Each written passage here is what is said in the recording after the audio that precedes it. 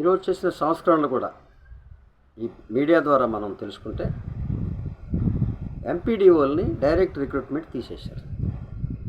అంటే ఈ క్లర్కులు, ఈఓఆర్డీలు వీళ్ళందరూ గ్రామాల్లో అనేక రకాలుగా రాజకీయాలకు ప్రలోభాలకు లొంగిపోయిన వ్యక్తుల్ని ఈ యొక్క అధికారిగా మళ్ళీ నియమిస్తారు. అలాగే ఎంపీడీఓని, డిఎల్పిఓని ఒకే కేడర్ కింద పెట్టారు.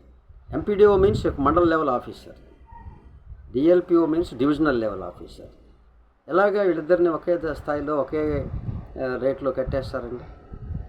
అంటే ఇక్కడ వీళ్ళు భవిష్యత్తు కోసమే ఈ సంస్కరణలు, అది ఉద్యోగుల భవిష్యత్తు కోసమే ఈ యొక్క సంస్కరణలు తప్ప పంచాయతీరాజ్ వ్యవస్థ నిజంగా పరిపాలనా పరంగా సజావుగా సాగడానికి చేసినట్టు మాత్రం కాదు. అది గుర్తించని ప్రజాప్రతినిధిగా పవన్ కళ్యాణ్ గారు అధికారుల వలలో పడిపోతూ ఉన్నారు.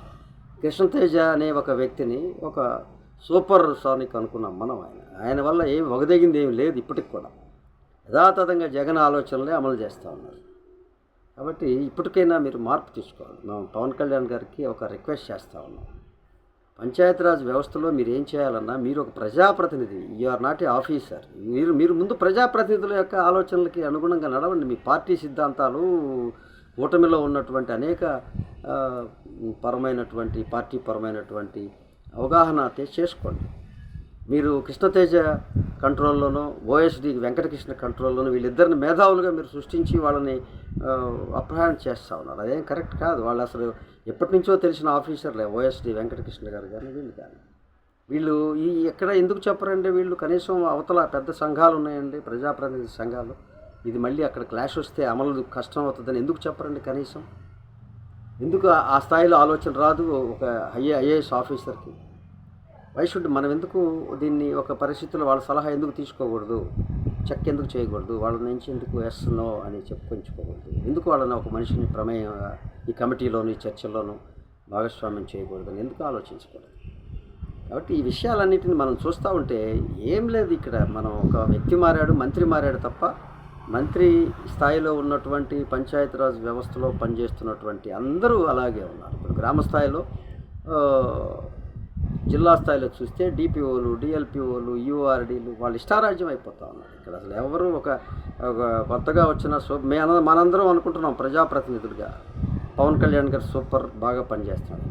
ఆ స్థాయిలో ఈ యొక్క వీళ్ళు చలనమే లేదు. క్రింది స్థాయిలో ఉదాహరణకు అనేక పెండింగ్లు ఉన్నాయి, అనేక రకాల విషయాలు పెండింగ్లు ఉన్నాయి. అది కూడా ఊరకాల ఆన్లైన్లో అన్ని అబద్ధాలు చెప్తూ పంచాయతీరాజ్ శాఖ మంత్రిని, అలాగే కృష్ణతేజ్ గారిని, అలాగే వెంకటకృష్ణ గారిని అందరినీ మేనేజ్ చేస్తూ ఉన్నారు. ఇది లోతుకి వెళ్ళి ప్రక్షాళన అంటే ఏందో తెలుసా? ప్రజా పరిపాలన ప్రజారంజకంగా ఉండడానికి అధికారులు చేస్తున్న తప్పిదాలని గుర్తించితేనే ప్రజాప్రాజ్యం. అధికారులకు ఇష్టారాజ్యం చేసి వాళ్ళు ఇప్పటికే డిస్టర్బ్ చేస్తూ ఉంటారు. వాళ్ళు ఇష్టమైతే చేస్తారు, లేకపోతే రాజకీయానికి ముడేసి ప్రశాంతంగా పండుకుంటారు. కాబట్టి ఇప్పుడైనా సరే పవన్ కళ్యాణ్ గారు గుర్తించాల్సింది ఏంటంటే, గత దశాబ్దాలుగా డిమాండ్స్లో ఉన్నటువంటి పంచాయతీరాజ్ గురించి ఏమేమి అడుగుతున్నాం, ఏమేమి ఇవ్వాలి, అసలు ఏంటి, ఇక్కడ ఉన్న తప్పిదం ఏంటి, ఎందుకు ఇలా జరుగుతుందని చెప్పాలి, తెలుసుకోవాలి. దానికి ఈ ప్రజాప్రతినిధులతో కనీసం ఒకసారి మాట్లాడడానికి ఆయన సిద్ధపడాలి. అదే కరువు అవుతూ ఉంది.